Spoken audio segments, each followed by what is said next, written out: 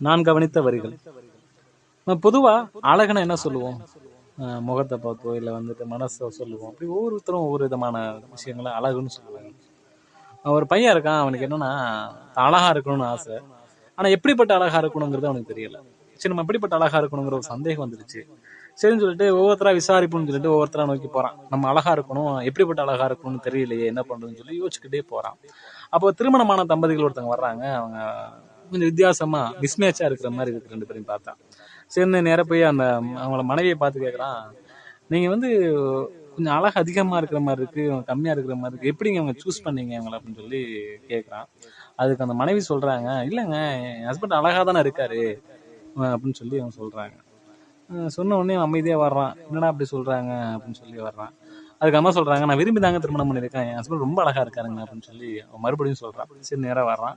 இன்னொரு திருமணமான தம்பதி வர்றாங்க. அதை போய் கணவர்கிட்ட போய் கேட்கறான், சார் உங்க அழகுக்கு அவங்க மேட்சே இல்லையே சார், எப்படி சார் அவங்களை செலக்ட் பண்ணீங்கன்னு சொல்லி அவனை பார்த்து கேட்கறான்.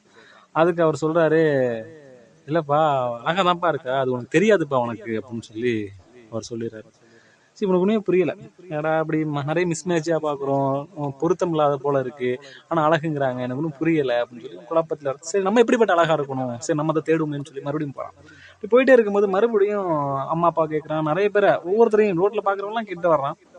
ஒவ்வொருத்தரும் ஒவ்வொரு விஷயத்த அழகுன்னு சொல்றாங்க. பாக்குற பார்வை அழகுங்கிறாங்க, பேசுறது அழகுங்கிறாங்க, இப்படி ஒவ்வொருத்தர் அழகுன்னு சொல்லிட்டு இருக்காங்க. அப்போ வந்து ஒரு வாய் பேச முடியாத ஒருத்தன் வர்றான். அவனை பார்த்து கேட்கறான், எது அழகுன்னு சொல்ற, எது அழகு, உனக்கு தெரிஞ்ச அழகு சொல்லு அப்படின்னு சொல்லி அவனை பார்த்து கேட்கறான். அதுக்கு அவன் சொல்றான், நீங்க உதர்ல இருந்து புறப்படுறவங்களோட வார்த்தைகள் அழகுன்னு சொல்லி அவன் செய்கால சொல்லி காட்டுறான். சரின்னு கடைசியா இதெல்லாம் போயிட்டே இருக்கும்போது கடைசியா ஒரு கண்ணு தெரியாத, ஒரு பார்வை இல்லாத ஒருத்தர் வராரு. அவர்கிட்ட நேரா போறான். போயிட்டு, ஐயா நான் வந்து எனக்கு அழகு வேணும், நான் வந்து அழகா இருக்கணும்னு ஆசைப்படுறேன், எப்படிப்பட்ட அழகு எனக்கு வேணும்னு தெரியல, அதனால எனக்கு கொஞ்சம் நீங்க சொல்லுங்க, அழகுனா என்ன, நீங்க எது அழகுன்னு சொல்றீங்கன்னு சொல்லி அவன் கேட்கறான். அதுக்கு அந்த பார்வையாளர் என்ன பண்றா, கொஞ்ச நேரம் யோசிச்சிட்டே இருந்தாரு. யோசிச்சுட்டு வந்துட்டு திரும்ப என்ன பண்ணாரா, அவனுடைய முகத்தையும் அவனுடைய கையையும் தொட்டு பார்த்தாராம்.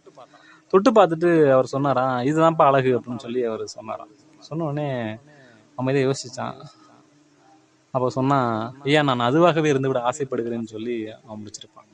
இந்த வரிகள் என்ன அப்படின்னா, பார்வை இல்லாதவர்கள் இந்த உலகத்தில் எதை அழகென்று கருதுகிறார்களோ அதுவாகவே இருந்துவிட ஆசை, அந்த உணர்வுகளாய் என்று சொல்லி அவன் முடிச்சிருப்பான்.